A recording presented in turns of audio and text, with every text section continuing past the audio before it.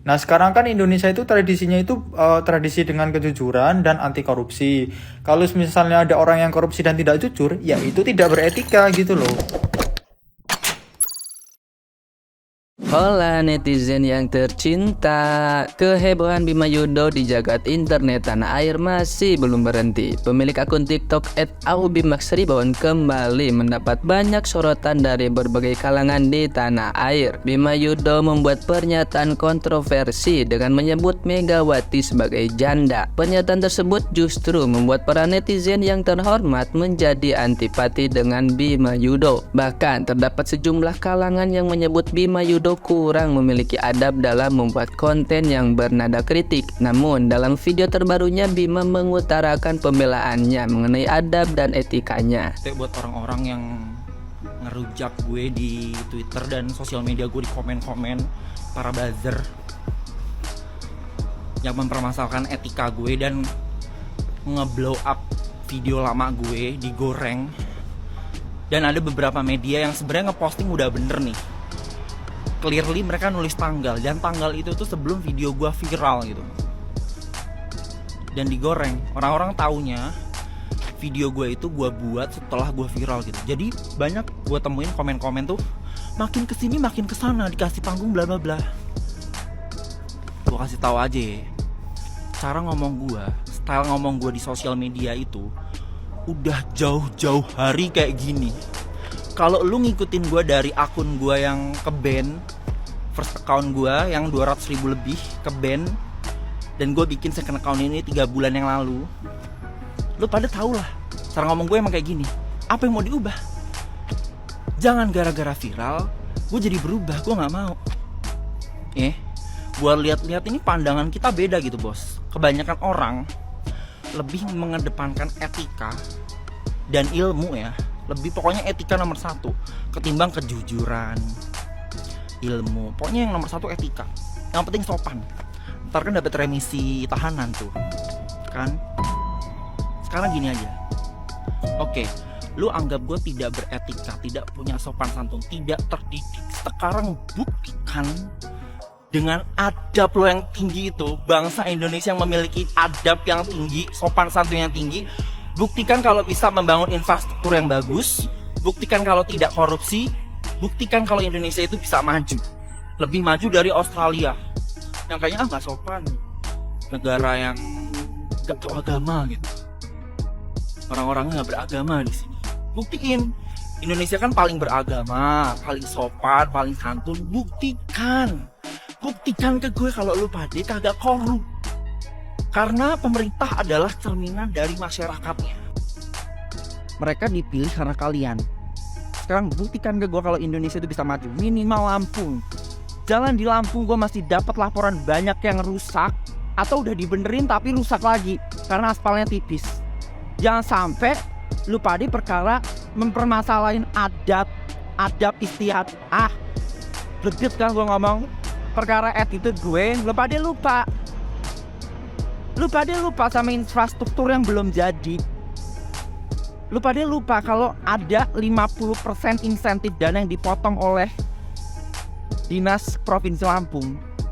Lu pada lupa kalau jalan-jalan di Lampung itu masih banyak yang hancur, banyak bangunan yang mangkrak. Buktikan ke gue kalau misalnya kalian itu lebih berbudaya, lebih pinter, lebih bisa membuat Indonesia maju dengan etika kalian. Buktiin ke gue. Gue tunggu kalau. Nah, gimana nih menurut netizen yang berbakti? Silahkan berkomentar ya. Menurut gue sih, anak muda kayak gini jangan dikasih panggung. Kadang-kadang kita appreciate dia mengkritik pemerintah Lampung, dan sekarang udah ada improvement, which is bagus. Tapi orang-orang kayak gini nih sebenarnya memanfaatkan situasinya untuk buat attention dari masyarakat lebih, sampai dia mengkritik hal-hal yang menurut saya bukan ranahnya. Dia juga lupa masalah etika, bukan masalah sopan santun asal semua senang, tidak. Tapi dia sekolah di luar negeri harusnya punya kapasitas dalam berbicara lebih baik. Percuma dia sekolah di luar negeri, dia mengklaim atau dia memframing dia pintar, tapi gaya bicaranya, analisanya menurut saya dangkal. Gue merasa ini Bima ini blunder lagi gitu ya. Karena dia bilang itu lebih mementingkan etika daripada kejujuran. ataupun ilmu ataupun yang lain-lainnya gitu ya. Dan juga menyampingkan korupsi.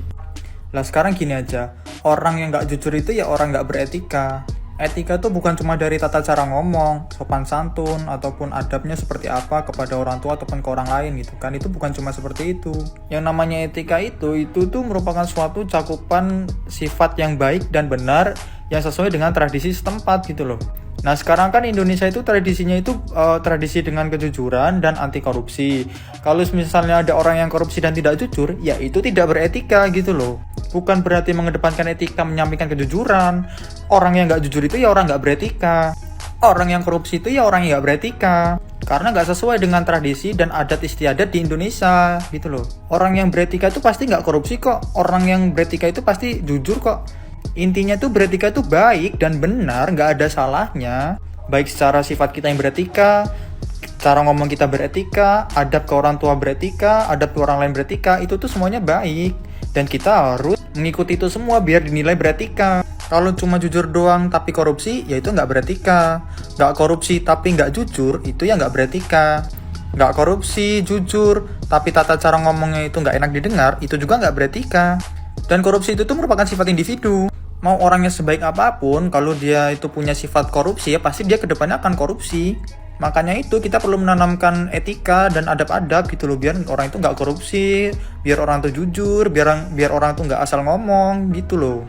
Dan kalau ngomongin masalah maju, nggak majunya suatu daerah, itu banyak faktornya, banyak banget. Kita dijajah negara A dengan kita dijajah negara B aja hasilnya beda ke depannya. Kita tinggal di suatu daerah padang pasir sama kita tinggal di suatu daerah perhutanan, itu juga udah beda antar ke depannya. Kita tinggal di suatu negara kepulauan dengan kita tinggal di satu negara yang padat, itu juga udah beda antar ke depannya. Itu tuh nggak bakal bisa sama gitu, apalagi Australia sama Indonesia. Demografi aja udah beda, geografi udah beda, rasnya juga beda. Ini gue ngomong ke semuanya ya, ke netizen Indonesia dan juga ke pemerintah. Kalau beretika itu baik, lu semua wajib beretika. Etika itu sangat luas. Etika itu bicara cara pandang, cara berpikir, cara bertindak, cara berkata-kata, bersikap, integritas, kejujuran, kehormatan. Itu bicara etika juga gitu. Seperti itu. Dan Bima mengkritik pemerintah Lampung, mengkritik pemerintah seperti itu. Menurut aku itu adalah bagian dari etika. Bima menyuarakan keadilan dan kebenaran itu adalah bagian dari etika. Nah, yang dipersoalkan sebenarnya adalah lebih kepada tata bahasa yang digunakan, kata per kata. Nah, kita harus memahami bahwa setiap generasi, lintas generasi itu punya tren bahasanya masing-masing. Coba aja baca buku cetakan 1987 dengan buku cetakan sekarang, pasti bahasanya berbeda. Kurang lebih di bahasa yang tidak formal, di ruang tidak formal, Bima mempergunakan yang sesuai dengan trennya dia sekarang. Kayak misalnya anak-anak zaman sekarang itu kalau panggil sahabat mereka tuh, teman mereka nyet. Kalau generasi di atas tuh monyet gitu mungkin di pikiran mereka. Dan itu sangat tidak sopan dan terdengar sangat kasar seperti itu. Tapi setiap generasi itu punya trennya sendiri. Yang pasti itu kan tidak terjadi di ruang formal. Ruang formal dalam pengertian rapat-rapat umum, pertemuan dewan dan lain sebagainya, pemerintahan. Bima mempergunakan akses media sosial untuk dia menyuarakan itu di ruang publik dengan bahasa dengan trennya generasinya dia seperti itu. Tapi kalau saya boleh memberi sebuah masukan, ketika kita bagaimana sih positifnya melihat sebuah situasi, apalagi orang sedang mengeluarkan perkataan. Kalau bagi saya bukan cuma kepada lemah lembutnya atau kasarnya pemilihan kata, tapi kepada bobot kebenaran yang disampaikan. Dia konteksnya lagi ngapain? Kalau dia lagi konteksnya untuk urusan pribadi, dia maki-maki orang, itu nggak boleh. Tetapi kalau dalam konteks mengkritik, bahasa kritik itu memang harus tajam, keras. Karena kenapa? Untuk memantik orang yang dikritik bahwa, hey, lu lagi salah loh, seperti itu. Kalau mempergunakannya nggak dilihat, percayalah nggak dilihat, dan orang itu tidak kena gitu, seperti itu. Jadi kita pahami di situ bahwa dia sedang mengkritik, kemudian tujuannya untuk kepentingan umum, untuk kepentingan masyarakat, untuk keadilan, maka sebenarnya itu bukan sebuah masalah. Itulah bahasa kritik. Tidak ada yang mengenakan. Halo warga negara yang baik, Bima sedang memberikan pembelaan dirinya karena Viti sebelum kemudian Lampung Dajjal itu yang menyinggung kemudian soal keluarga Bung Karno dan Megawati Soekarno Putri viral lagi gitu ya. Wah, Bima sukses kemudian mencari perhatian lagi atau mencuri perhatian lagi gitu ya. Dan sah-sah saja sebenarnya, Bima kan seorang konten kreator, maka dia ingin mencari perhatian itu sudah pasti gitu loh. Walaupun dia menghina atau kemudian merendahkan kemudian netizen ya, tidak peduli dia itu yang ngefans sama Bima atau yang memberi masukan ke Bima, Bima tidak peduli karena bagi dia apa yang dia pikirkan itu lebih baik dari yang lain. Jadi ini Bima sudah mulai mirip dengan teman-teman yang selalu demo-demo itu pada akhirnya ya. Kalau kemarin saya bilang Bima ini nih bagus nih, tapi tetap saja ya teknik Bima itu tetap harus dipakai gitu ya. Cuman maksudnya dia kemudian mirip dengan teman-teman mahasiswa yang suka demo yang selalu menganggap mereka itu tidak pernah keliru, bahwa orang lain itu yang mesti keliru gitu ya. Jadi bersyukur bahwa kemudian Ibu Megawati Soekarno Putri dan PDI Perjuangan itu ya, keluarga besar PDI Perjuangan itu ya tidak terlalu pusing gitu ya. Dan Bu Mega sendiri beberapa kali mengatakan ya dia dibully itu udah biasa gitu ya, dia sering kali dihina dan sebagainya ya. Walaupun tentu saja kita berharap bahwa ini adalah proses pendewasaan dari Bima, dan seperti yang dikritik juga oleh salah satu tokoh PDI Perjuangan, soal adab itu penting gitu ya. Kalau istilah adab ini menurut Bima itu adalah etika gitu ya. Pada dasarnya ya sama aja gitu loh. Kamu hidup di Australia sana juga ya sama aja gitu loh. Dan jangan menganggap lebih rendah Indonesia dengan segala keburukannya. Australia itu juga dibangun di atas tumpahan darah orang-orang aborigin yang hingga sekarang itu tidak terselesaikan bagaimana rekonsiliasi antara ya orang-orang asli, penduduk aborigin asli dengan orang-orang Australia berkulit putih yang kamu mungkin anggap mereka itu lebih tertata, lebih beradab dan sebagainya.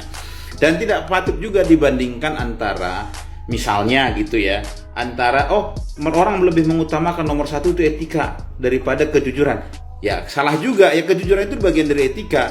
Yang kamu kritik itu tidak punya etika juga gitu loh. Mereka yang korupsi, mereka yang kemudian tidak membangun infrastruktur itu tidak punya etika. Sama seperti Bima tidak punya etika juga di dalam kemudian ya menyebut kata mampus terhadap seorang proklamator yang jasanya itu luar biasa terhadap Indonesia. Yuk berkembang terus menjadi lebih bijak.